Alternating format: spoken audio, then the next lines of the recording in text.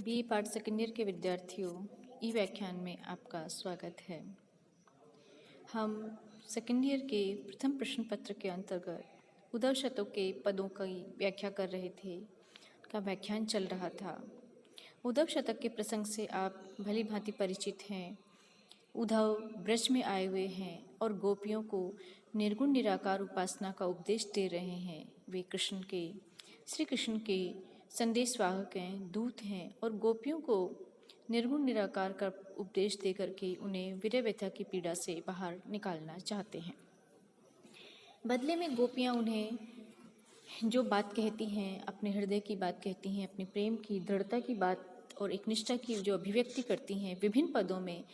कवि के द्वारा बहुत सुंदर अभिव्यक्ति दी गई है, उसका वर्णन इन पदों में किया गया है।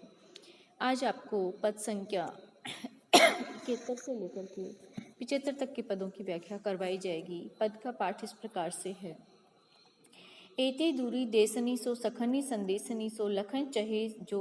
दशा दुसह हमारी है। कहे रत्नाकर पे विषम वियोग विथा सबद विहीन भावना की भाववारी है। आने उर अंतर प्रतीति यह ताते हम रीति नीति निपट भुजंगनी की न्यारी है। आखिन ते एक तो स्वभाव सुनिबे को लिए है, कानन ते एक देखिबे कोई टेक धारी है। अर्थात यहाँ उद्धव से गोपियाँ कहती हैं कि हे उद्धव, एते दूरी देसनी को संदेश सखिनी संदेशन सो, अर्थात तुम कह रहे हो कि मैं श्री कृष्ण का संदेश देने आया हूँ और जो तुम बात कह रहे हो तुम्हारी अपनी नहीं, वो श्री कृष्ण की है कि हम श्री कृष्ण का प्रेम छोड़ करके निर्गुण निराकार को की उपासना कर लें, उसमें ध्यानस्थ हो जाएं। तो ये बताओ कि तुम इतनी दूर देश से श्री कृष्ण केवल अपने मित्र के संदेशों से ही, अर्थात ये बड़े विलक्षण आश्चर्य की बात है कि क्या इतनी दूर देश में बैठे हुए श्री कृष्ण ने अपने सखा को, अपने मित्र को, अर्थात तुम्हें उद्धव को संदेश देकर ही हमारी दुस्सह दशा को जान लेना चाहते हैं, देख लेना चाहते हैं। भला अत्यंत जो दारुण दशा हमारी हो रही है विरह की, हम कृशकाय हो गए हैं, हमारा हृदय विदग्ध है, हम इस विछोह से पीड़ित हैं, तो क्या उस दशा को मात्र तुम्हें संदेश भेजकर ही देख लेना चाहते हैं और वो जो तुम कहोगे उससे उनको बड़ा संतुष्टि हो जाएगी? कितनी अनोखी बात है। क्योंकि हे उद्धव, हमारा जो विषम वियोग है, कवि रत्नाकर कहते हैं कि जो हमारा विषम वियोग भी कैसा है, विषम है, जिसे सहा नहीं जा सकता, अत्यंत दारुण स्थिति है, अत्यंत कष्टदायी स्थिति है, संकट का समय है। तो भला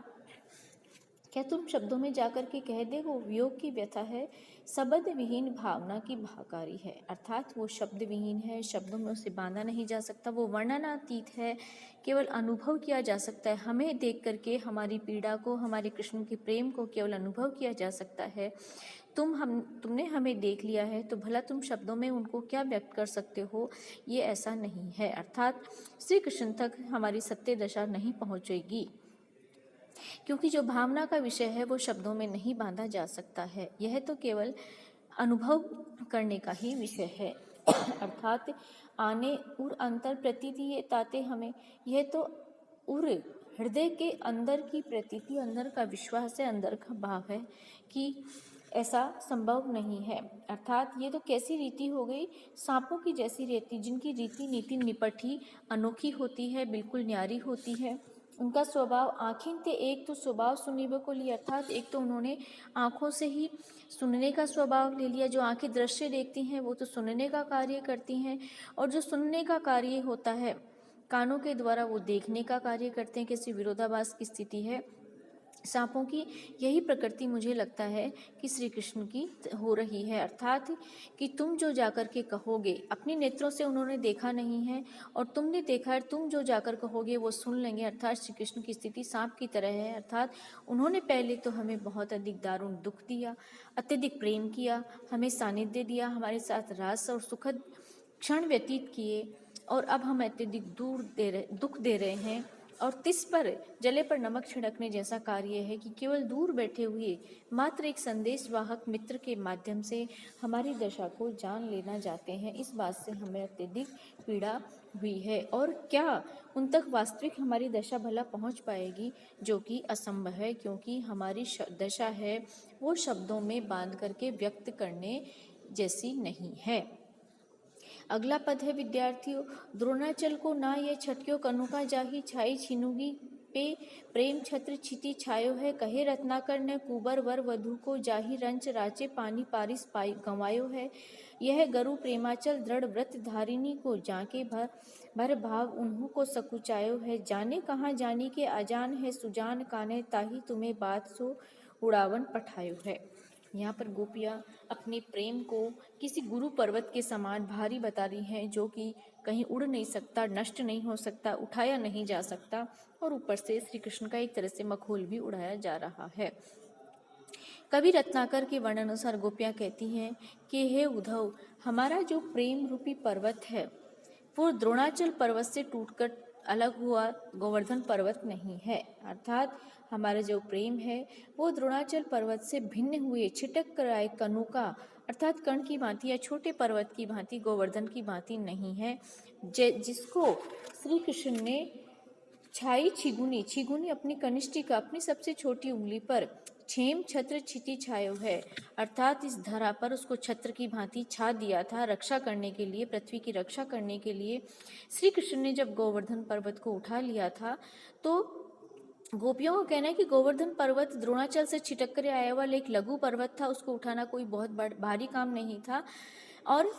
हमारा जो प्रेम है उसकी भांति नहीं है, गोवर्धन पर्वत से छिटक करके आए हुए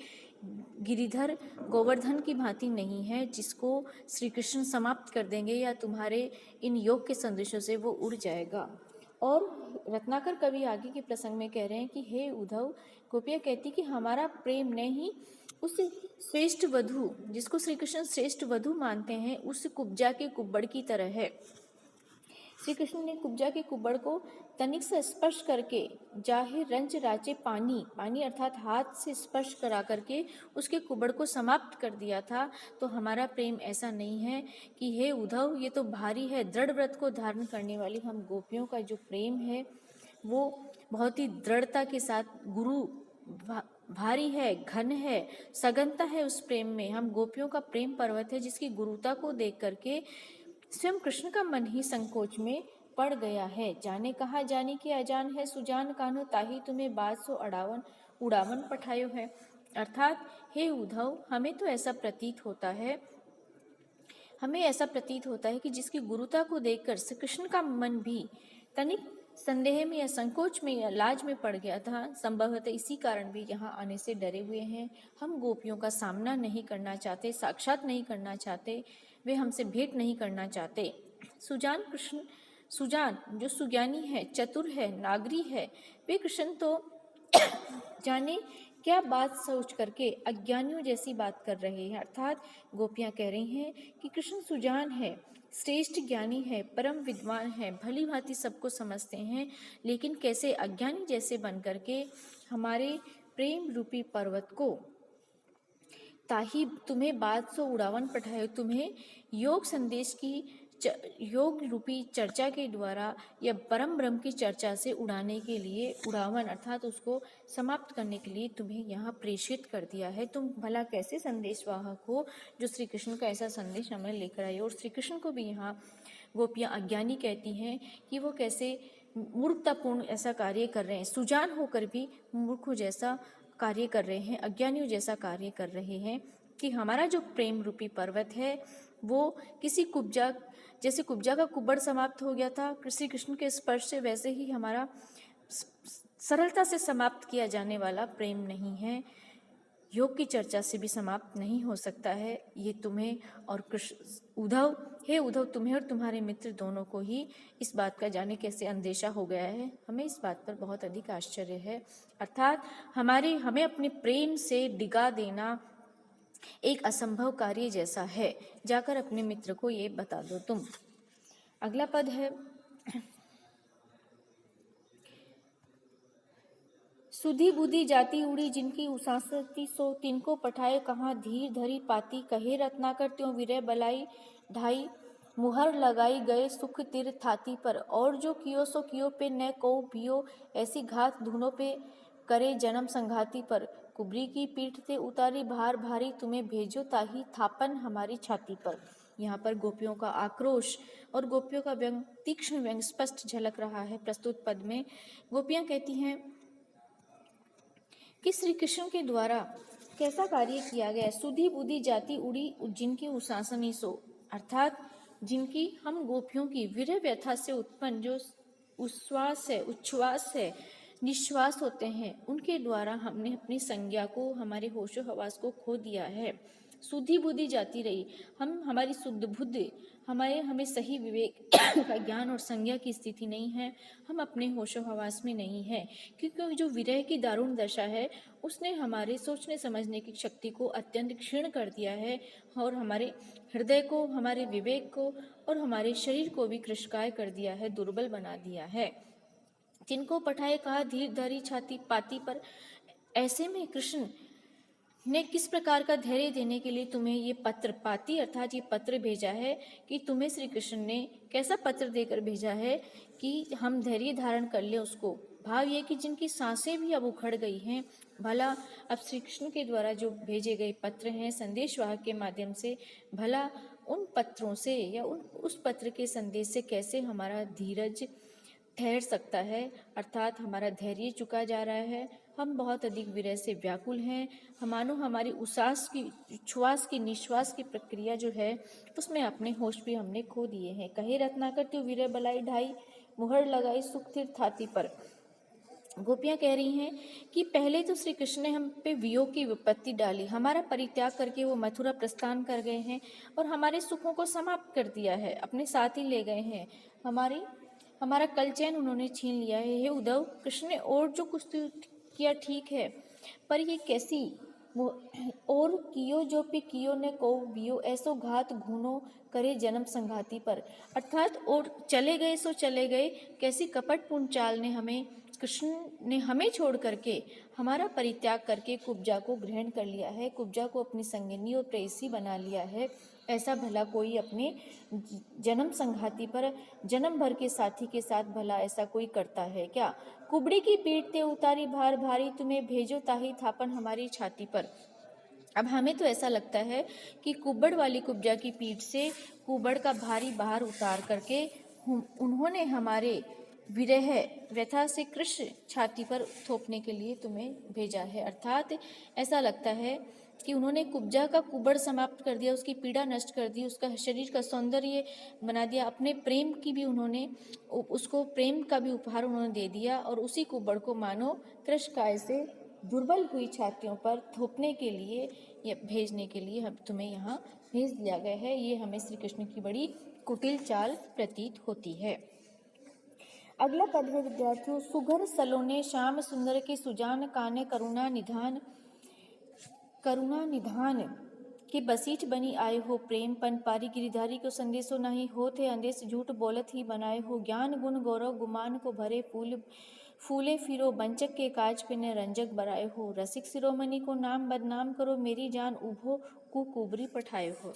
यहाँ पर इसी प्रसंग में गोपियाँ उद्धव से कह रही हैं कि हे उद्धव, हमें तो लगता है कि हमारे प्रियतम कृष्ण के द्वारा किया हुआ ये कार्य नहीं है, हमें ऐसा लग रहा है कि तुम्हें कृष्ण ने नहीं भेजा। कृष्ण हमारे प्रेम से और हमारी पीड़ा से भली भांति परिचित होंगे, वो अनुमान कर सकते हैं कि हम उनके बिना किस दशा में यहाँ पर होंगे। ऐसा प्रतीत होता है कि तुम उस कुकुबरी, उस दुष्ट कुबड़ा की कुबरी दासी के द्वारा यहाँ भेजे गए हो। सुघर सलोने श्याम सुंदर सुजान काने, अनुप्रास की अद्भुत छटा है प्रस्तुत पंक्ति में।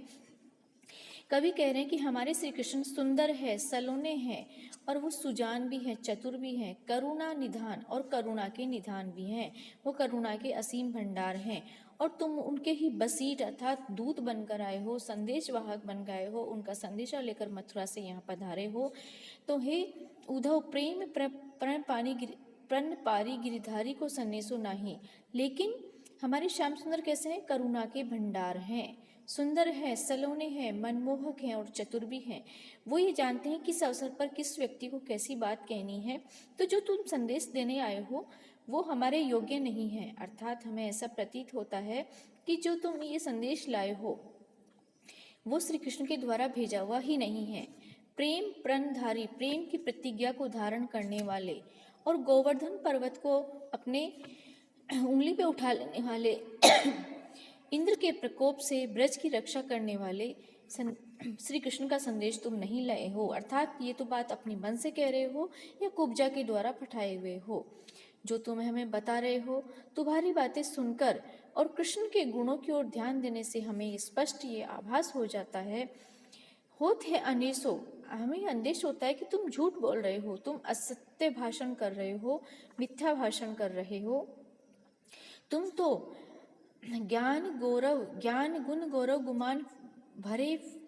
फूले फरे, अर्थात तुम तो क्या है अपने ज्ञान और गुणों के गौरव के अभिमान से भर करके प्रसन्नता से फूले फूले फिर रहे हो, अत्यधिक प्रसन्न भाव से ब्रज में इधर उधर घूम रहे हो और हमारे सामने बंचक के काज के निरंचक बराए हुए, अर्थात हमारे सामने झूठ बोलकर ठग जैसा कार्य करने में तुम्हें तनिक भी संकोच नहीं होता, लाज नहीं आती है।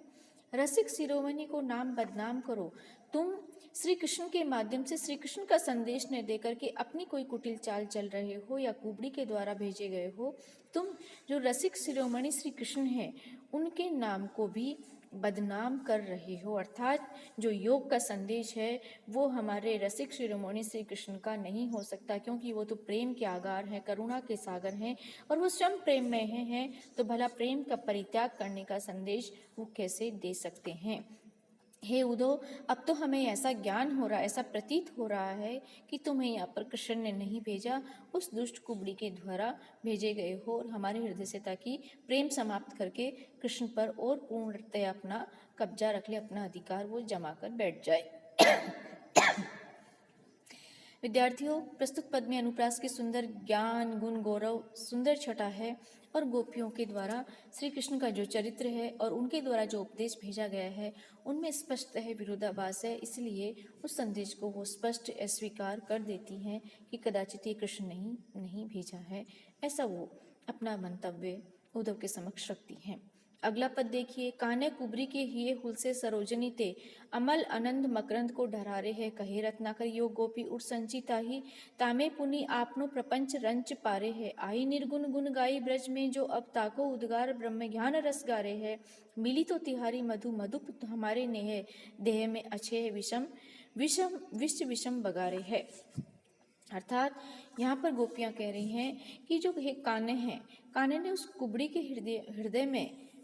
हृदय में हुलास भर दिया, उसके कमल रूपी हृदय में आनंद ही आनंद भर दिया, अमल आनंद मकरंद को ढरारे है,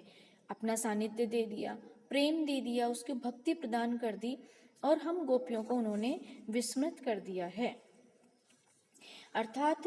हे उद्धव, श्री कृष्ण ने अपने आनंदित कमल रूपी हृदय में जो अमल आनंद है, मकरंद है, पराग है, वो उन्होंने लगता है मथुरा जाकर के गोपियों को दे दिया है और अब हमारे लिए तनिक भी नहीं रहा है।